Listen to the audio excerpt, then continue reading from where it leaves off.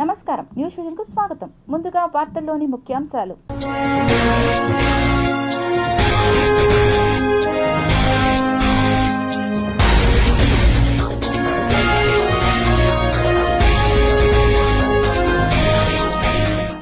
Israel దారిలో భారత్, శత్రు వినాశనానికి సరికొత్త అస్త్రం.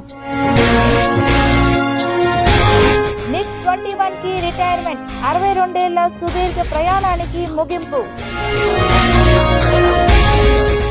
ఏపీ కేబినెట్ సమావేశంలో కీలక నిర్ణయాలు తీసుకున్న ప్రభుత్వం, 15 అంశాలపై చర్చ. తిరుపతిలో చెలరేగిపోతున్న ఆకతాయిలు, వెండు తీసిన పోలీసులు. తిరుమల వార్షిక బ్రహ్మోత్సవాలకు సర్వం సిద్ధం, టీటీడీ ఈవో అనిల్ కుమార్ సింఘాల్ వెల్లడి.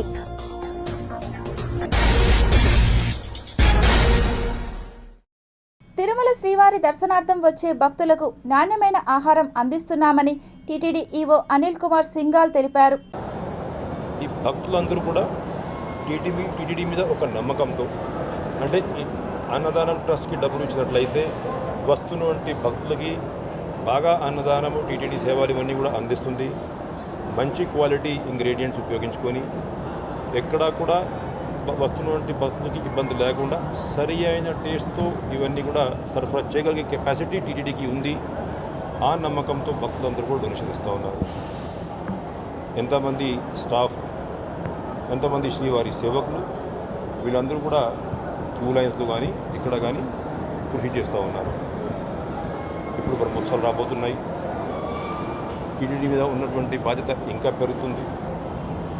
ప్రత్యేకంగా గరుడ్ సేవ నాడు లక్షలాది మంది మాడా స్ట్రీట్స్లో ఉదయం నుండి సాయంత్రం వరకు వేచి ఉంటారు. కాబట్టి ఇవన్నీ ఏర్పాట్లు ఏ విధంగా చేస్తున్నారు, క్వాలిటీ ఆఫ్ ఫుడ్ ఏ విధంగా ఉంది, భక్తుల నుంచి ఫీడ్బ్యాక్ తీసుకుంటానికి ఇవాళ ఇక్కడికి రావడం జరిగింది. అందరూ ఎక్కడా కూడా తేడా లేకుండా ఇస్తున్నటువంటి క్వాలిటీ ఆఫ్ ఫుడ్ మీద సంతృప్తి వ్యక్తం చేశారు. క్యూ కాంప్లెక్స్లో ఎప్పుడైతే వెయిట్ చేస్తూ ఉన్నారో అక్కడ ఇస్తున్నటువంటి అన్నదానం ఇవన్నీ, అది కాకుండా శానిటేషన్ ఇవన్నీ మీద కూడా భక్తులందరూ కూడా సంతృప్తి వ్యక్తం చేశారు. సత్య ప్రమాణాలకు నిలయమైన స్వయంభూ శ్రీ వరసిద్ధి వినాయక స్వామి దేవస్థానం చైర్మన్గా వడ్లమూడి సురేంద్ర నాయుడిని నియమించింది రాష్ట్ర ప్రభుత్వం. వివాదరహితుడు, పార్టీలకు అతీతంగా ప్రజాసేవ చేసే నాయకుడు, పార్టీ కోసం కష్టపడి పనిచేసి ప్రతి ఒక్కరికి న్యాయం జరుగుతుంది అనడానికి మరో నిదర్శనం కాణిపాకం శ్రీ వరసిద్ధి వినాయక స్వామి ఆలయ చైర్మన్గా వడ్లమూడి సురేంద్ర నాయుడు అలియాస్ మణినాయుడు నియామకం తెలుగుదేశం పార్టీ నాయకుల్లో జోష్ నింపింది. ఐరాల మండలం 44 బొమ్మ సముద్రం గ్రామానికి చెందిన ఉభయదారుడు అయిన మణినాయుడిని తెలుగుదేశం పార్టీ అధ్యక్షులు, రాష్ట్ర ముఖ్యమంత్రి నారా చంద్రబాబు నాయుడు 2వ పర్యాయం కాణిపాకం ఆలయ చైర్మన్గా నియమించారు. మణినాయుడు బొమ్మ సముద్రం గ్రామంలో సామాన్య మధ్యతరగతి వ్యవసాయ కుటుంబంలో జన్మించి పార్టీ అభివృద్ధి కోసం శ్రమించారు. పూతలపట్టు నియోజకవర్గంలో వైఎస్ఆర్సీపీ ఆధిత్యంలో ఉన్న ఎన్నో ఆటుపోట్లు ఎదుర్కొన్న మణినాయుడు పార్టీని పటిష్టం చేసేందుకు తన వంతు కృషి చేశారు. ఆయన ఫిలిం డిస్ట్రిబ్యూటర్గా ఉంటూ కాణిపాకం దేవస్థానం అభివృద్ధి, ఆలయ మహిమలను చలనచిత్ర పరిశ్రమలోని పలువురు పెద్దలకు తెలియజేయడం, వారికి స్వామివారి విశిష్టతను తెలియజేసి వారిని ఆలయానికి రప్పించి వారి ద్వారా ఆలయ అభివృద్ధికి సహకరించమని కోరడంతో ఆలయంలో అభివృద్ధి పనులు వేగవంతమయ్యాయి. సత్య ప్రమాణాలకు నిలవైన శ్రీ కాణిపాకం వరసిద్ధి వినాయక స్వామి ఆలయ చైర్మన్గా మొదటిసారి మణినాయుడు 2013 ఆగస్టు 3న అప్పట్లో అధికారంలో ఉన్న టీడీపీ ప్రభుత్వం కొద్ది నెలలు మాత్రం చైర్మన్గా నియమించి పదవిలో కొనసాగారు. 2014 ఎన్నికల్లో టీడీపీ అధికారం కోల్పోవడంతో నైతిక బాధ్యత వహిస్తూ మణినాయుడు తమ పదవికి రాజీనామా చేశారు. చైర్మన్ కాలం 2 ఏళ్లు ఉన్న ఏడాది కాకమునుపే పదవికి రాజీనామా చేశారు. వైసీపీ అధికారంలోకి రాగానే నగరంపల్లి మోహన్ రెడ్డిని చైర్మన్గా నియమించి 2 దఫాలు కొనసాగించింది. తిరిగి తెలుగుదేశం పార్టీ ఘన విజయం సాధించి 2 ఏళ్లు పూర్తిగా వస్తున్న చైర్మన్ గిరి కోసం పలువురు కువైదారులు పోటీ పడ్డారు. ఇందులో పార్టీ కోసం పనిచేసిన మాజీ జెడ్పీటీసీ లత, కాణిపాకం మాజీ చైర్మన్ మధుసూదన్ రావు, ప్రముఖ వ్యాపారవేత్త పూర్ణచంద్ర నాయుడులు పోటీ పడ్డారు. అయితే ఎట్టకేలకు మణినాయుడుకు 2వసారి చైర్మన్ పదవి వరించింది. ముఖ్యమంత్రి చంద్రబాబుకు విధేయుడిగా ఉంటూ పార్టీ కోసం కష్టపడిన వారిని గుర్తించడంలో వివాదాస్పదంగా వ్యవహరించకపోవడం మణినాయుడుకు కలిసి వచ్చిన అంశాలు. చైర్మన్ గిరి కోసం కోట్లాది రూపాయలు వెచ్చించేందుకు సిద్ధంగా పార్టీ నాయకులు, వ్యాపారవేత్తలు, శ్రామిక రంగంలో స్థిరపడి ఉన్నవారు ఉన్నప్పటికీ తెలుగుదేశం పార్టీ వీర విధేయునికి పట్టం కట్టిందని పలువురు అభిప్రాయపడుతున్నారు. రాజధాని అమరావతి పరిధిలో ఇదివరకు 343 ఎకరాలకు సంబంధించి ఇచ్చిన భూ సేకరణ నోటిఫికేషన్ను వెనక్కి తీసుకునేందుకు ఆంధ్రప్రదేశ్ కేబినెట్ ఆమోదం తెలిపింది. శుక్రవారం రెండో రోజు అసెంబ్లీ సమావేశాల సందర్భంగా అసెంబ్లీలోని ముఖ్యమంత్రి ఛాంబర్లో కేబినెట్ సమావేశం నిర్వహించారు. సీఎం చంద్రబాబు అధ్యక్షతన జరిగిన ఈ మంత్రివర్గ సమావేశంలో పలు అంశాలకు ఆమోదం తెలిపారు. లిఫ్ట్ పాలసీ కింద చిన్న సంస్థల ఏర్పాటుకు భూములు కేటాయింపునకు సంబంధించి కేబినెట్లో చర్చించిన అనంతరం ఆమోదం తెలిపింది. పంచాయతీరాజ్ శాఖ పరిధిలోని పలు భూములను అగ్రికల్చర్ నుంచి నాన్ అగ్రికల్చర్కు కన్వర్షన్ ప్రతిపాదనలకు మంత్రివర్గం ఆమోదం తెలిపింది. ఏపీ జీఎస్టీ బిల్ 2025లో పలు సవరణలు చేస్తూ రూపొందించిన ప్రతిపాదనలు ఆమోదించింది. ఈ అసెంబ్లీ సమావేశాల్లో సభలో ప్రవేశపెట్టే బిల్లులకు కూడా కేబినెట్ గ్రీన్ సిగ్నల్ ఇచ్చింది. ఆగస్టు నెలాఖరులోగా అర్బన్ లోకల్ బాడీలు, అర్బన్ డెవలప్మెంట్ అథారిటీ, ఏపీసీఆర్డీఏ రాజధాని ప్రాంతం మినహాయించి అనాథరైజ్డ్గా నిర్మించిన భవనాలకు పీనలైజేషన్ విధించే ప్రతిపాదనపై మంత్రివర్గం ఆమోదం తెలిపింది. నాలా ఫీజు రద్దుకు మున్సిపల్ అడ్మినిస్ట్రేషన్లోని పలు చట్టాలను సవరిస్తూ మంత్రిమండలి నిర్ణయం తీసుకుంది. వైఎస్ఆర్ తాడిగడప మున్సిపాలిటీ పేరును తాడిగడప మున్సిపాలిటీగా మార్చే డ్రాఫ్ట్ సవరణ బిల్లుకు ఆమోదం తెలిపింది. రాజధాని అమరావతి ప్రాంతంలో పెద్ద ప్రాజెక్టుల అమలుకు సంబంధించి ప్రత్యేక వాహన నౌకలను ఏర్పాటు చేస్తూ ఏపీ కేబినెట్ నిర్ణయం తీసుకుంది. మున్సిపల్ కార్పొరేషన్ చట్టం 1955, ఏపీ మున్సిపాలిటీ యాక్ట్ 1965, ప్రజా ప్రాతినిధ్య చట్టం 1950ను అనుసరించి ఓటర్ల జాబితా తయారీకి మరో 3 తేదీలను ఖరారు చేసే ప్రతిపాదనలను మంత్రివర్గం గ్రీన్ సిగ్నల్ ఇచ్చింది. రాష్ట్రంలో ఎక్కడికక్కడ భూగర్భ జలాలను పెంచుకోవాల్సిన అవసరం ఉందని ఏపీ సీఎం చంద్రబాబు నాయుడు అన్నారు. నీటిని సమర్థంగా నిర్వహిస్తే ఏ జిల్లాల్లోనూ కరువు అనే మాట రాదని పేర్కొన్నారు. నదుల అనుసంధానం ద్వారానే నీటి కొరత లేకుండా ఉంటుందని, వ్యవసాయానికి లాభం కలుగుతుందని తాను బలంగా నమ్ముతానని చంద్రబాబు అన్నారు. ఇవాళ ఆయన అసెంబ్లీలో అనేక అంశాలపై మాట్లాడారు. ఇప్పటికే గోదావరి, కృష్ణాని అనుసంధానం చేశాం, రాష్ట్రంలో ఉన్న అన్ని నదులను అనుసంధానం చేస్తామని హామీ ఇస్తున్నా అని చంద్రబాబు అసెంబ్లీ సాక్షిగా తెలిపారు.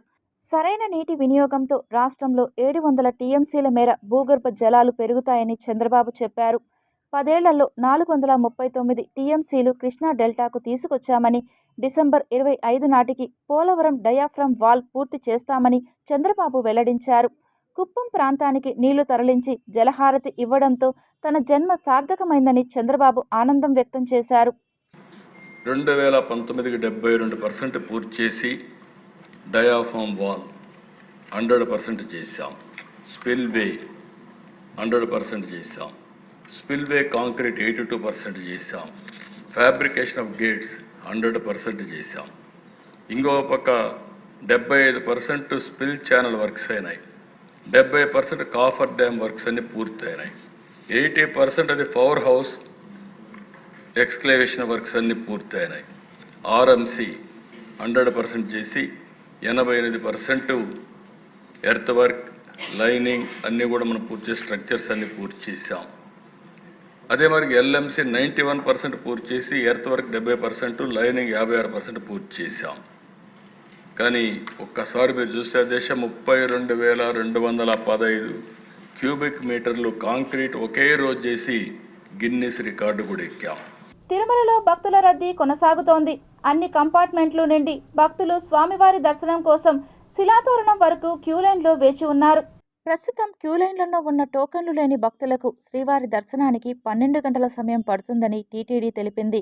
ఇప్పటి నుంచి క్యూలైన్లోకి వెళ్లే వారికి 15 నుంచి 20 గంటల సమయం పడుతుందని వెల్లడించింది. సర్వదర్శనం టోకెన్లు ఉన్న భక్తులకు 6 గంటలు, 300 రూపాయల శీఘ్ర దర్శనమునకు 4 గంటల సమయం పడుతుందని పేర్కొంది. స్వామివారిని 68,095 మంది భక్తులు దర్శించుకోగా 23,932 మంది భక్తులు తలనీలాల మొక్కులు చెల్లించుకున్నారు. నిన్న స్వామివారి హుండీ ఆదాయం 3,70,00,000 వచ్చింది. తిరుమల శ్రీవారి వార్షిక బ్రహ్మోత్సవాలకు ఏర్పాట్లు అన్ని పూర్తి చేశామని కార్యనిర్వహణాధికారి అనిల్ కుమార్ సింఘాల్ తెలిపారు. సామాన్య భక్తులకి ఇంపార్టెన్స్ ఇవ్వాలంటే ఈ ఉన్నటువంటి మన టెంపుల్ కెపాసిటీని సరిగా సద్వినియోగం చేసుకోవాల్సిన అవసరం ఉంది. కాబట్టి మనం ఈ 9 రోజుల పాటు ఈ కొన్ని అంగ ప్రదక్షిణ రద్దు చేసేటువంటి కార్యక్రమం, కొన్ని ఆరజిత సేవలు అంటే ఈ టికెట్స్ టోకన్స్ ఇవ్వకపోవడము, అదేవిధంగా వయోవృద్ధులకి, దివ్యాంగులకి, చంటి పిల్లలు తల్లిదండ్రులకి వాళ్ళందరికీ ప్రత్యేక దర్శనాల కోసం వాళ్ళని రిక్వెస్ట్ చేయడం జరిగింది. అంటే వాళ్ళు బ్రహ్మోత్సవం కంటే ముందు అయినా వస్తే బాగుంటుంది, లేకపోతే ఆఫ్టర్ బ్రహ్మోత్సవం అయినా వస్తే బాగుంటుంది. ఇటువంటి టోకన్స్ ఇచ్చేటువంటి ఫెసిలిటీసు అప్పుడు కుదరదు, ఎక్కువ మంది భక్తులు వస్తున్నారు కాబట్టి ఎక్కువ నిర్ణయాలు మనం తీసుకున్నాం. అదేవిధంగా బ్రేక్ దర్శనాలు అంటే ఈ రెఫరాలు, ఈ బ్రేక్ దర్శనాలు ఇవన్నీ కూడా మనం 9 రోజుల పాటు యాక్సెప్ట్ చేయమని చెప్పేసి విఐపీలు అందరికీ కూడా రిక్వెస్ట్ చేయడం జరిగింది.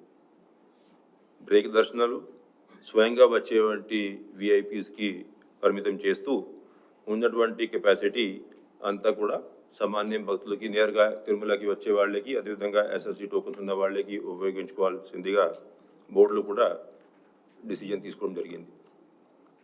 కాణిపాకం శ్రీ వరసిద్ధి వినాయక స్వామి ఆలయంలో నిర్వహించిన హుండీ లెక్కింపు ద్వారా రికార్డు స్థాయిలో ఆదాయం లభించింది. గతంలో ఎన్నడూ లేని విధంగా శ్రీ స్వామివారి హుండీ లెక్కింపు ద్వారా 30 రోజులకు రాబడిన ఆదాయం 2,39,09,202 రూపాయలు.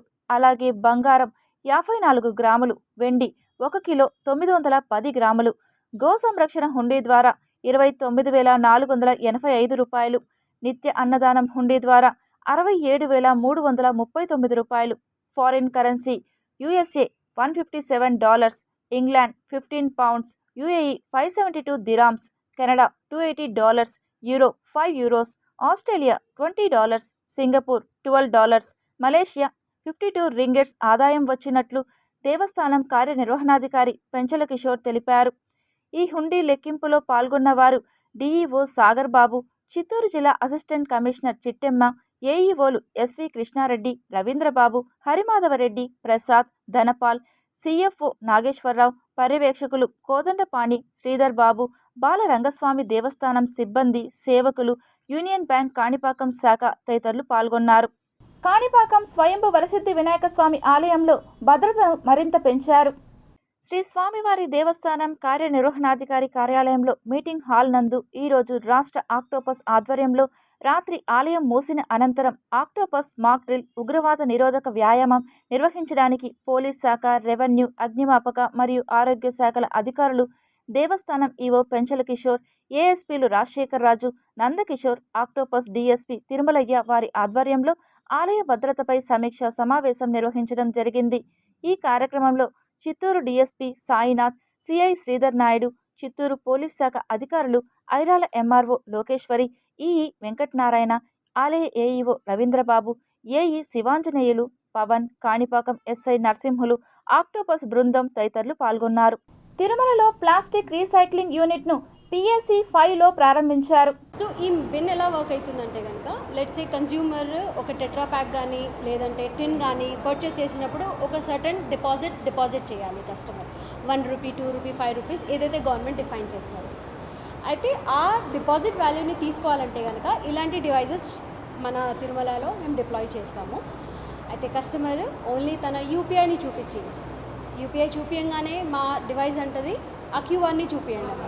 ఆ క్యూఆర్ని చూపించగానే ఈ బిన్ ఓపెన్ అవుతుంది. ఇక్కడ ఉన్న రింగ్ ఓపెన్ అవుతుంది. అక్కడ మెటీరియల్ డ్రాప్ చేసిన తర్వాత ఇమీడియట్గా కస్టమర్కి డైరెక్ట్ తన యూపీఐ పేమెంట్ అవుతుంది. This is what the simple work. ఇప్పుడైతే ఇక్కడ ఓన్లీ 2 మెషిన్స్ మేము డిప్లాయ్ చేసాము యాజ్ అ పైలట్గా. అదే కాకుండా మేము కేదార్నాథ్, బద్రీనాథ్, గంగోత్రి, యమునోత్రిలో ఇలాంటి డివైజెస్ ఆల్రెడీ డిప్లాయ్ ఉంది. సూరప్పకసం తుడా లేఅవుట్కు ప్రజల నుంచి విశేష స్పందన లభిస్తోందని తుడా చైర్మన్ డాలర్స్ దివాకర్ రెడ్డి అన్నారు. తిరుపతి రేణిగుంట హైవే పద్మావతి నగర్లోని సూరప్పకసం తుడా లేఅవుట్ ఈ వేలంకు అనూహ్య స్పందన లభిస్తోందని తుడా చైర్మన్ డాలర్స్ దివాకర్ రెడ్డి అన్నారు.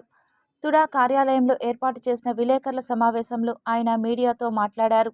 సూరప్పకసంలోని మొత్తం 277 ప్లాట్లకు ఈ నెల 4వ తేదీ నుంచి 17వ తేదీ వరకు 13వ విడత ఈ వేలం నిర్వహించామన్నారు. ప్రజల నుంచి అనూహ్య స్పందన రావడంతో ఈ వేలంను సెప్టెంబర్ 24 వరకు పొడిగించడం జరిగిందని పేర్కొన్నారు. ఇప్పటి వరకు 105 ప్లాట్లు అమ్మకం జరుగగా సుమారు 39 కోట్లు తుడాకు ఆదాయం లభించిందని తెలియజేశారు. పొడిగించిన సమయాన్ని ప్రజలు సద్వినియోగం చేసుకోవాలని కోరారు. తుడా చరిత్రలోనే ఎప్పుడూ లేనంత విధంగా ఈరోజు తుడా లేఅవుట్స్ని అత్యంత వేగంగా ప్రజలు వచ్చి టుడాపై నమ్మకంతో సైట్స్ కొనడం జరుగుతుంది.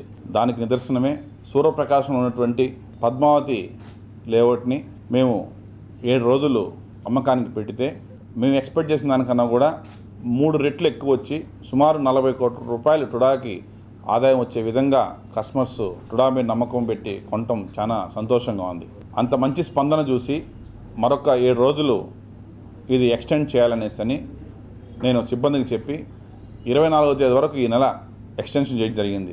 సో కాబట్టి దీన్ని తిరుపతి జిల్లా ప్రజలందరూ కూడా వాడుకొని మరిన్ని సైట్స్ కూడా ప్రజలందరూ కొనుక్కొని టుడాని డెవలప్మెంట్లో ప్రజలందరూ కూడా భాగస్వామ్యం కావాలని చెప్పి నేను మనస్ఫూర్తిగా కోరుకుంటూ ఆంధ్రప్రదేశ్ రాష్ట్ర ముఖ్యమంత్రి నారా చంద్రబాబు నాయుడు, ఉప ముఖ్యమంత్రి పవన్ కళ్యాణ్, మంత్రి నారా లోకేష్ స్పందించి ఈ సేవలో తొలగించిన 607 మంది ఉద్యోగులను విధుల్లోకి తీసుకోవాలని సిఐటియు రాష్ట్ర ఉపాధ్యక్షులు కందారపు మురళి డిమాండ్ చేశారు. నారా లోకేష్ గారి యువగళం పాదయాత్రలో జిల్లాలో ఉన్నటువంటి మా ఈసా ఉద్యోగులందరూ కలవడం జరిగింది. ఆయన అందరికీ ఒకటే హామీ ఇచ్చారు, మా ప్రభుత్వం అధికారంలోకి వచ్చిన వెంటనే ఈసా వ్యవస్థని స్ట్రీమ్లైన్ చేసి తిరిగి మీ అందరినీ ఉద్యోగాలకు తీసుకుంటామని హామీ ఇవ్వడం జరిగింది. ఏడాది గడిచిపోయినప్పటికీ కూడా ఆ హామీ అమలు ఇంతవరకు జరగట్లేదు. ఈ నేపథ్యంలో రాష్ట్ర కమిటీ పిలుపులో భాగంగా ఆ ఇచ్చినటువంటి హామీని వెంటనే అమలు చేయాలని చెప్పి ఈరోజు జోన్ 1లోనే ఉన్నటువంటి 6 జిల్లాలతో తిరుపతి పట్టణంలో అభ్యర్థుల దీక్ష ఏర్పాటు చేయడం జరుగుతుంది. రేపు 27వ తారీఖున విశాఖపట్నంలో మరొక అభ్యర్థుల దీక్ష ఉంటుంది. అమలు కాని పక్షంలో అవసరమైతే విజయవాడలో దసరా వెళ్ళిపోయిన తర్వాత మొత్తం ఉద్యోగులందరం కూడా సీఎం చెలో అసెంబ్లీ కార్యక్రమం లేదా ఆమరణ దీక్ష కూర్చొని మా సమస్య పరిష్కారం చేయాలని చెప్పేసి ఈ దీక్ష ద్వారా చంద్రబాబు నాయుడు గారికి అదేవిధంగా లోకేష్ గారికి మా ఉద్యోగులందరి తరపున విజ్ఞప్తి చేస్తుంది. మహిళలకు మెరుగైన వైద్య సేవలు, ఆరోగ్య పరిరక్షణే లక్ష్యంగా కేంద్ర రాష్ట్ర ప్రభుత్వాలు స్వస్థ నారీ స్వశక్త పరివార్ అభియాన్ కార్యక్రమాన్ని సెప్టెంబర్ 17 నుంచి అక్టోబర్ 2 వరకు ఆరోగ్య ప్రచార సేవా కార్యక్రమాలు నిర్వహిస్తున్నామని మండల వైద్యాధికారి చక్రపాణి తెలిపారు. రేణిగుంట మండలంలోని తూకివాకం సచివాలయం 1లో శుక్రవారం స్వస్థ నారీ స్వశక్త పరివార్ అభియాన్ కార్యక్రమాన్ని నిర్వహించారు. ఈ సందర్భంగా మండల వైద్యాధికారి చక్రపాణి మాట్లాడుతూ మహిళలలో ముఖ్యంగా గుండె జబ్బులు, మధుమేహం, నోటి క్యాన్సర్, గర్భాశయ క్యాన్సర్లను గుర్తించి తగిన పరీక్షలను నిర్వహిస్తామని అన్నారు. ఈ ప్రోగ్రాం ఈ నెల 17వ తేదీ నుంచి అక్టోబర్ 2వ తేదీ వరకు మన రేణిగుంట మండలంలో ఎక్కడైతే 104 వెహికల్ వెళ్తుంటుందో అక్కడంతా కూడా ఈ ప్రోగ్రాం కండక్ట్ చేయడం జరుగుతుంది. కాబట్టి ఈ ప్రోగ్రాం ముఖ్య ఉద్దేశం ఏంటంటే ముఖ్యంగా ఆడవాళ్ళ ఆరోగ్యమే బాగుండాలనే ఉద్దేశంతో, ఎవరు కూడా ఇబ్బంది పడకూడదనే ఉద్దేశంతో ముఖ్యంగా ఆడవాళ్ళకి చెకప్, చిన్నపిల్లలకి టీకాలు వేయడము. నీవా నది పరివాహక ప్రాంతాల్లో అప్రమత్తంగా ఉండాలని కమిషనర్ పి నరసింహప్రసాద్ అధికారులను ఆదేశించారు. చిత్తూరు నగర పరిధిలో నీవా నది పరివాహక ప్రాంతాల్లో ప్రజలు అప్రమత్తంగా ఉండాలని నగర కమిషనర్ పి నరసింహప్రసాద్ చెప్పారు. గత 2 రోజులుగా కురుస్తున్న వర్షాల నేపథ్యంలో నీవా నదిలో నీటి ప్రవాహం పెరగడంతో కల్వర్టులపైన నీరు ప్రవహిస్తోంది. ఈ నేపథ్యంలో కమిషనర్ శుక్రవారం తేనెబండ, వీరభద్ర కాలనీ, ధర్మరాజుల గుడి ప్రాంతాల్లో నీటి ప్రవాహ పరిస్థితులను పర్యవేక్షించారు. నీటి ప్రవాహ పరిస్థితిని ఎప్పటికప్పుడు పరిశీలిస్తూ స్థానిక ప్రజలను అప్రమత్తం చేయాలని సంబంధిత అధికారులను ఆదేశించారు. ప్రధానంగా ఎగువ ప్రాంతాల్లో వర్షాలు కురుస్తున్న నేపథ్యంలో నదిలో నీటి మట్టం పెరిగే అవకాశం ఉందని, ఆ మేరకు చర్యలు తీసుకోవాలని అధికారులను ఆదేశించారు. నీవా నది వంతెనలు, కల్వర్టర్ల వద్ద నీటి ప్రవాహానికి అడ్డంకులు లేకుండా చూడాలన్నారు. ఈ కార్యక్రమంలో ఎంహెచ్ఓ డాక్టర్ లోకేష్, శానిటరీ ఇన్స్పెక్టర్లు, ఇంజనీరింగ్ అధికారులు పాల్గొన్నారు. మద్యం కుంభకోణంలో కీలక నిందితుడిగా ఉన్న A4 మిథున్ రెడ్డిని సిట్ అధికారులు ఇవాళ విచారించారు. కస్టడీలో తొలి రోజునే సిట్ అధికారులు ఆయనకు పలు కీలక అంశాలపై ప్రశ్నలు సంధించారు. లిక్కర్ స్కామ్లో వసూలు చేసిన డబ్బులు మిథున్ రెడ్డి వ్యాపార సంస్థల్లోకి వెళ్లడంపై ప్రశ్నించిన సిట్ 5 ఏళ్ల కాలంలో కొత్తగా కొనుగోలు చేసిన ఆస్తుల వివరాల గురించి సమాధానాలు రాబట్టే ప్రయత్నం చేశారు. అయితే ఈ ప్రశ్నకు ఎన్నికల అఫిడవిట్లోనే ఆస్తుల వివరాలు ఉంచినట్టు మిథున్ రెడ్డి విచారణలో చెప్పినట్లు తెలుస్తోంది. ఫోన్ గురించి ఆరా తీసిన సిట్ అధికారులు మిథున్ రెడ్డి మొబైల్ను FSLకి పంపాలని నిర్ణయం తీసుకున్నట్లు సమాచారం. కంపెనీలకు డబ్బులు మళ్లింపుపై ప్రశ్నించగా తాను ఏ సంస్థలోనూ డైరెక్టర్గా లేనని మిథున్ రెడ్డి సిట్కు స్పష్టం చేశారని తెలుస్తోంది. అయితే మరికొన్ని ప్రశ్నలకు తనకు తెలియదని, గుర్తులేదని మిథున్ రెడ్డి వరుస సమాధానాలు చెప్పినట్లు వార్తలు వినిపిస్తున్నాయి. అనేక ప్రశ్నలకు మిథున్ రెడ్డి సహకరించలేదని సిట్ అధికారులు చెబుతున్నట్లు తెలుస్తోంది. తిరుమల తిరుపతి దేవస్థానం మాజీ పాలక మండలి అధ్యక్షులు భూమన కరుణాకర్ రెడ్డి విచారణ నిమిత్తం తిరుపతి అర్బన్ ఈస్ట్ పోలీస్ స్టేషన్కు హాజరయ్యారు. తిరుపతి ఈస్ట్ పోలీస్ స్టేషన్ వద్దకు వైఎస్ఆర్ కాంగ్రెస్ పార్టీ నాయకులు, కార్యకర్తలు భూమన కరుణాకర్ రెడ్డి విచారణకు హాజరవుతున్నారనే నేపథ్యంలో పెద్ద సంఖ్యలో స్టేషన్ వద్దకు చేరుకున్నారు. పోలీసులు లోనికి అనుమతించకుండా కార్యకర్తలను నిలుపుదల చేశారు. దీంతో వైఎస్ఆర్ కాంగ్రెస్ పార్టీ నాయకులు, కార్యకర్తలు పోలీస్ తీరును వ్యతిరేకిస్తూ నినాదాలు చేశారు. కూటమి ప్రభుత్వం ఉద్దేశపూర్వకంగానే టీటీడీ మాజీ చైర్మన్ భూమన కరుణాకర్ రెడ్డిపై కేసులు నమోదు చేయడం జరిగిందని తెలిపారు. శాంతి భద్రతలకు ఎటువంటి విఘాతం కలగకుండా పోలీస్ శాఖ పటిష్ట చర్యలు చేపట్టింది. భూమన ఇటీవల వరుసగా టీటీడీపై అసత్య ఆరోపణలు చేస్తున్నారు అనే నెపంతో పోలీసులు వివిధ సెక్షన్లు నమోదు చేసి విచారణకు పిలిపించడం బాధాకరమని వైకాపా శ్రేణులు అసహనం వ్యక్తం చేస్తున్నారు. శాంతియుతంగా పోలీస్ స్టేషన్ వెలుపల తాము ఉంటే తమను ఉద్దేశపూర్వకంగానే తమపై పోలీసులు ప్రశ్నల వర్షం కురిపిస్తున్నారని వాపోయారు. తిరుపతి పవిత్ర నగరాన్ని అపఖ్యాతి చేసేలా నగరంలోని యువత మత్తు పదార్థాలకు బానిసై మహిళల పట్ల అసభ్యకరంగా వ్యవహరించడంతో పోలీసులు లాఠీకి పనిపెట్టారు. శ్రీ వెంకటేశ్వర స్వామివారి దర్శనార్థం దేశం నలుమూలల నుండి తిరుపతి నగరానికి విచ్చేస్తుంటారు. తిరుపతి నగరం అటు ఆధ్యాత్మిక క్షేత్రమే కాకుండా విద్యా నిలయం, మెడికల్ హబ్గా పేరుగాంచింది. అనేక అవసరాల రీత్యా తిరుపతికి విచ్చేస్తుంటారు. తిరుపతి పవిత్రతను కాపాడాల్సిన యువత నేడు మత్తు పదార్థాలకు బానిసై జీవితాలను చిదిమేసుకుంటున్నారు. గురువారం రాత్రి పోకిరీలు అమెరికన్ బార్లో మద్యం సేవించి అటుగా రోడ్డుపై వెళ్తున్న తల్లి కూతుర్లను వేధించారు. దీంతో అక్కడే ఉన్న స్థానికులు ముగ్గురిని పట్టుకుని చితకబాదగా మరో ముగ్గురు పరారయ్యారు. స్థానికులు 100కు ఫోన్ చేసి పోలీసులకు సమాచారాన్ని అందజేశారు. మద్యం మత్తులో ఉన్న యువకులు పారిపోయేందుకు ప్రయత్నించగా పోలీసులు అక్కడే వారికి దేహశుద్ధి చేసి స్టేషన్కు తరలించారు. ఇప్పటికైనా తిరుపతి అర్బన్ జిల్లా పోలీస్ శాఖ ప్రత్యేక దృష్టి సారించి ఇటువంటి గంజాయి, మత్తు పదార్థాలు వంటికి బానిసైన యువకులను అదుపులోకి తీసుకుని వారి నుండి వస్తున్నటువంటి గంజాయి నిలుపుదలకు పోలీసులు ప్రత్యేక శ్రద్ధ వహించాలని స్థానికులు విన్నవిస్తున్నారు. మద్యం మత్తులో వీర విహారం చేయడంతో తల్లి కూతుర్లు భయంతో పరుగులు పెట్టారు. అంతకుముందు అమెరికన్ బార్లో మద్యం సేవిస్తూ మందు బాటళ్లతో దాడి చేసిన దృశ్యాలు సీసీటీవీ ఫుటేజ్ ద్వారా మనం చూడవచ్చు. మరోసారి ఇటువంటి చర్యలకు పాల్పడే అవకాశం లేకుండా పోలీసులు బెత్తానికి పనిపెట్టి శాంతి భద్రతలను కాపాడాలని నగరవాసులు ఆకాంక్షిస్తున్నారు. ఆంధ్రప్రదేశ్ రాష్ట్ర ప్రభుత్వం మద్యం సేవించి వాహనాలు నడపరాదు అని పలుమార్లు విన్నవించినప్పటికీ వాటితో మాకు సంబంధం లేదు అంటూ మద్యం సేవించి వాహనం నడిపి ప్రమాదాలకు గురవుతున్నారు. తిరుపతి మహతి కళాక్షేత్రం సమీపంలోని కవయిత్రి మొల్ల విగ్రహం వెనుక డివైడర్ను ఢీకొని ఎస్వి హైస్కూల్ మహతి ఆడిటోరియం కూడలి వరకు 3 పల్టీలు కొట్టిన TN20 DX 1717 నెంబర్ గల కారు అర్ధరాత్రి 12 గంటల 10 నిమిషాల ప్రాంతంలో మద్యం సేవించి వాహనం నడపడం ద్వారా ఈ ప్రమాదం చోటు చేసుకుందని స్థానికులు తెలిపారు. ప్రమాద సమయంలో భర్త డ్రైవింగ్, భార్యతో పాటు కూతురు ఉన్నట్లు స్థానికులు అందించిన సమాచారం. ఇంతటి ప్రమాదం జరిగినప్పటికీ అదృష్టవశాత్తు స్వల్ప గాయాలతో బయటపడ్డారు. తక్షణమే తిరుపతి ప్రభుత్వ రుయా హాస్పిటల్కు తరలించారు. గతంలో ఎన్ని రోజులు లేని విధంగా తిరుపతి ఆధ్యాత్మిక క్షేత్రంలో ఇటువంటి ప్రమాదం చోటు చేసుకోవడం బాధాకరమని స్థానికులు అసహనం వ్యక్తం చేస్తున్నారు. కారు నుండి బీరు బాటిళ్లు కూడా రోడ్డుపై పడి ఉన్న వీడియోలను మనం చూడవచ్చు. పాము కాటు ఎంత ప్రమాదకరమో అందరికీ తెలిసిన విషయమే. అయితే పాము కాటు వేసిందని ఏకంగా పాము తలను కొరికిన ఘటన శ్రీకాళహస్తిలో చోటు చేసుకుంది. తిరుపతి జిల్లా శ్రీకాళహస్తి నియోజకవర్గం తొట్టంపేడు మండలం చీయవరకం చెందిన వెంకటేష్ గురువారం రాత్రి అధికంగా మద్యం సేవించి ఇంటికి వెళ్తున్న తరుణంలో వెంకటేష్ను నల్లత్రాచుపాము కాటు వేసింది. దీంతో కోపాతుట్టుడైన వెంకటేష్ సర్పం తలను కొరికి ఆయనతో పాటు తీసుకువెళ్లి పక్కన పెట్టుకుని నిద్రించాడు. ఉదయం ఈ సంఘటనను గుర్తించిన కుటుంబ సభ్యులు శ్రీకాళహస్తి ఏరియా ప్రభుత్వ హాస్పిటల్కు వెంకటేష్ను తరలించారు. వెంకటేష్ పరిస్థితి విషమించడంతో తక్షణమే తిరుపతి రుయా హాస్పిటల్కు సిఫార్సు చేశారు కాళహస్తి వైద్యులు. ఇందులో విచిత్రం ఏమిటంటే పాము కాటుకు మనిషి మరణిస్తాడు. ఇక్కడ వింతగా మనిషి కాటుకు పాము మరణించడం ఆశ్చర్యకరం. తిరుపతి శ్రీ వెంకటేశ్వర వైద్య విజ్ఞాన సంస్థ SVIMS, Sri Padmavati hospital microbiology, ENT, dermatology విభాగాల ఆధ్వర్యంలో ఫంగల్ డిసీజెస్ పై అవగాహన వారోత్సవాలను స్విమ్స్ సంచాలకులు RV కుమార్ ఆధ్వర్యంలో ఘనంగా నిర్వహించారు. స్విమ్స్ పద్మావతి మెడికల్ కాలేజ్లో ఈ వారం ఫంగల్ ఇన్ఫెక్షన్స్ సంబంధించిన అవగాహన కార్యక్రమాలను మా మైక్రోబయాలజీ డిపార్ట్మెంట్ వారు నిర్వహిస్తూ ఉన్నారు. ఈ ఫంగల్ ఇన్ఫెక్షన్స్ అనేవి కోవిడ్ వచ్చాక మరింత ప్రాచుర్యంలోకి వచ్చాయి. ఇవి మామూలుగా మనలో రోగనిరోధక శక్తి తగ్గిపోయినప్పుడు, అంటే డయాబెటీస్ పేషెంట్లో కానీ ఈ స్టీరాయిడ్స్ లాంటి మందులు వాడుతున్న పేషెంట్లో కానీ, తర్వాత ఎక్కువ యాంటీబయాటిక్స్ దురుపయోగం చేస్తున్న సందర్భంలో కానీ ఈ ఫంగల్ ఇన్ఫెక్షన్స్ అనేవి రావడం జరుగుతుంది. ఇవి చర్మం మీద రావచ్చు, లేదా ఈ చెవి, ముక్కు, గొంతులో రావచ్చు.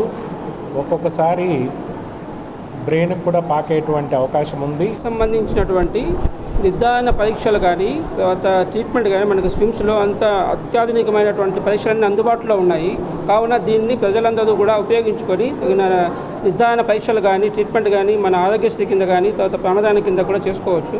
అంతేకాక ముఖ్యమైన విషయం ఏమిటంటే మన స్విమ్స్లో ప్రతి టెస్ట్ కూడా అత్యాధునికమైన పరీక్షలన్నీ కూడా అందుబాటులో ఉన్నాయి. ఈ అవకాశాన్ని ప్రజలందరూ ఉపయోగించుకొని ఈ వారము ఫంగల్ ఇన్ఫెక్షన్స్ గురించి అవగాహన కల్పించడానికి ఇక్కడ స్విమ్స్లో మైక్రోబయాలజీ డిపార్ట్మెంట్ తరఫున మేము అవగాహన కల్పించడానికి సంక్రమించాము. సో ఇక్కడ చర్మ వ్యాధులు, ఫంగల్ ఇన్ఫెక్షన్స్ అనేటివి కామన్గా వచ్చేటివే. దానిలో తామర అంటాము, రింగ్ వామ్ అని అంటాము. వీటిని తొందరగా గుర్తించి సరైన మందులు వాడితే తొందరగా తగ్గిపోతుంది. అలా కాకుండా అనవసరమైన మందులు, స్టీరాయిడ్స్ ఇట్లాంటివి వాడడం వల్ల దానివల్ల కాంప్లికేషన్స్ అనేవి ఎక్కువ అయిపోతున్నాయి. ఆంధ్రప్రదేశ్ రాష్ట్ర విద్యుత్ ఉద్యోగుల ఐక్య కార్యాచరణ సమితి విద్యుత్ సంస్థలో దీర్ఘకాలికంగా ఉన్న తమ న్యాయమైన సమస్యల పరిష్కార సాధనకై తిరుపతిలోని ఏపీఎస్పీడీసీఎల్ కార్యాలయం వద్ద రిలే నిరాహార దీక్షకు పూనారు. మేము ఓట్లేసి కొత్త ప్రభుత్వాన్ని ఎన్నుకుంటే కొత్త ప్రభుత్వం కూడా వచ్చి ఒకటిన్నర సంవత్సరం అవుతున్నా కూడా మా సమస్యలు ఇప్పటికీ పరిష్కరించలేదు. కాబట్టి గౌరవ ముఖ్యమంత్రి గారు కూడా మన విద్యుత్ సంస్థ పైన ఎంతో అపారమైన అనుభవం ఉన్నటువంటి నాయకులు. మా సంస్థను ఆయన డిస్కౌంట్లు ఫామ్ చేసింది ఆయన సంతకంతోనే, కాబట్టి ఆయనకి ఎంతో అనుభవం ఉంది. కాబట్టి మేము ముఖ్యమంత్రి గారికి మేము సభాముఖంగా తెలియజేయడం, మీడియా ముఖంగా తెలియజేయడం ఏమంటే మా దీర్ఘకాలికంగా అంటే మేము గొంతుమ్మ కోరికలు కోరడం లేదు, మా న్యాయపరమైన డిమాండ్లో మేము కోరుతున్నాం. కాబట్టి మేము గౌరవ ముఖ్యమంత్రి గారికి అదేవిధంగా మేనేజ్మెంట్ గారికి విన్నవించుకోవడం ఏమంటే జేఏసీ తరఫున మా న్యాయమైన డిమాండ్లు ఇప్పటికైనా పరిష్కరించండి. ఇప్పటికి 5 రోజులైనా మమ్మల్ని మేనేజ్మెంట్ చర్చలకు పిలవలేదు. మీరు కన్నా పెద్ద మనసు చేసుకొని చర్చలు పిలిస్తే ఖచ్చితంగా మేము సానుకూలంగా వచ్చి చర్చించి సాధ్యమైనది అన్ని సమస్యలను పరిష్కరిస్తారని చెప్పేసి దాన్ని నిలబెట్టుకొని సాధించేదానికి ఈ పోరాటం చేస్తున్నాము. మా కొత్తగా ఏం సాధించాల్సిన అవసరం లేదు. పాతవి ఏదైతే ఉన్నాయో అవి దీర్ఘకాల పెండింగ్స్ మినిట్స్లో మాకు అంచెలంచెలుగా దశల వారీగా జరిగిన చర్చల్లో అంచెలంచెలుగా ఇచ్చారు. మినిట్స్ అన్ని ప్రోగ్రామ్స్లో ఉన్న పాయింట్స్నే మాకు ముందుకు తీసుకొని పోయి దాన్ని ఆచరణలో పెట్టకపోవడం వల్లనే ఈ కార్యక్రమానికి మేము దారికి ఏర్పరిచింది మన మేనేజ్మెంట్ అని తెలియజేస్తున్నాము. కావున ఈ యొక్క సమస్యను అప్రసిద్ధిగా పరిష్కరించి ముందుకు తీసుకెళ్లాల్సిందిగా కోరుతూ విద్యా కేంద్రమైన తిరుపతి మహానగరంలో ఫీజు రియంబర్స్మెంట్ నోచుకోగా పలు కళాశాలలోని విద్యార్థులు తీవ్ర ఇబ్బందులకు గురవుతూ వారి జీవితాలను ప్రైవేటు కళాశాల యాజమాన్యానికి బలి చేస్తున్నారని వేమన విజ్ఞాన కేంద్రంలో ఏర్పాటు చేసిన పత్రికా విలేకరుల సమావేశంలో సిపిఎం నాయకులు తీవ్ర ఆందోళన వ్యక్తం చేశారు. పారదర్శకంగా 2013 భూసేకరణ చట్టం ప్రకారం జరగలేదు. బలవంతంగా ఈరోజు ఏదో ఒక రూపంలో రైతాంగాన్ని మభ్యపెట్టి చేయాలనే పరిస్థితి అనేది చూస్తున్నారు. ఇది సరైనది కాదు, దీన్ని మేము వ్యతిరేకిస్తున్నాం. అట్లా తిరుపతి ప్రాంతంలో ఈ సిపిఎం పార్టీ కన్సిస్టెంట్గా పోరాటం చేసిన కారణంగా సెట్టిపల్లి సమస్యని పరిష్కారం చేయడం జరిగింది. 2 సెంట్లు కనీస స్థలం చేశారు. కానీ ఈరోజు ఇంకా మిగిలిపోయిన వాళ్ళు ఒక 350 మంది 400 మంది దాకా ఉన్నారు. వారికి కూడా ఈ యొక్క ప్రభుత్వం లాభం చేకూర్చాల్సిన అవసరం ఉంది. ఆ రూపంలో ఈ యొక్క ప్రజల యొక్క బాధలు తీర్చాల్సిన బాధ్యత ఉంది. అదే రకంగా ఈ హాస్టల్స్లో ఈరోజు తీవ్రమైన పరిస్థితులు ఉన్నాయి. హాస్టల్స్లో విద్యకి కీలకమైన పరిస్థితి ఉంటే మేము పరిశీలన చేస్తే అనేకమైన వాటిలో కనీస సౌకర్యాలు లేవు, బాత్రూమ్ సౌకర్యాలు లేవు, వాళ్ళకి సరైన రూమ్ సౌకర్యాలు లేవు. Tirupati bullion gold jewellery and silver merchants association సమాచారం మేరకు తిరుపతి లోకల్ బులియన్ మార్కెట్లో బంగారం, వెండి ధరలు ఇలా ఉంటాయి. 24 క్యారెట్ల బంగారం 10 గ్రాముల ధర 1,13,500 రూపాయలు. 22 క్యారెట్ల బంగారం 1 గ్రాము ధర 10,205 రూపాయలు. వెండి 1 కేజీ ధర 1,33,800 రూపాయలు. రీటైల్ వెండి 1 గ్రాము ధర 136 రూపాయల 80 పైసలుగా ఉంటుంది. వార్తలు ముగించే ముందు ముఖ్యాంశాలు మరోసారి చూద్దాం.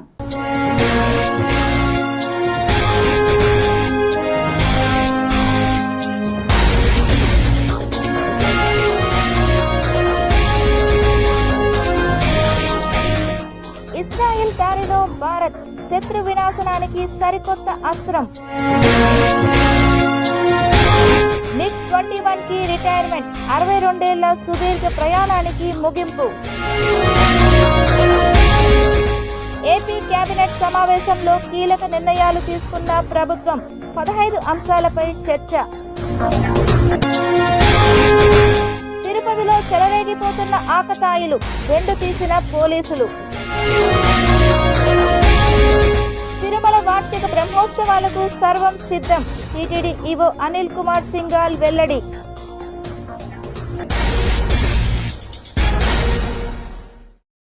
ఈ వార్తలు ఇంతటితో సమాప్తం. సమగ్ర సమాచారంతో నెక్స్ట్ విషయంలో మళ్ళీ కలుద్దాం. అంతవరకు సెలవు, నమస్కారం.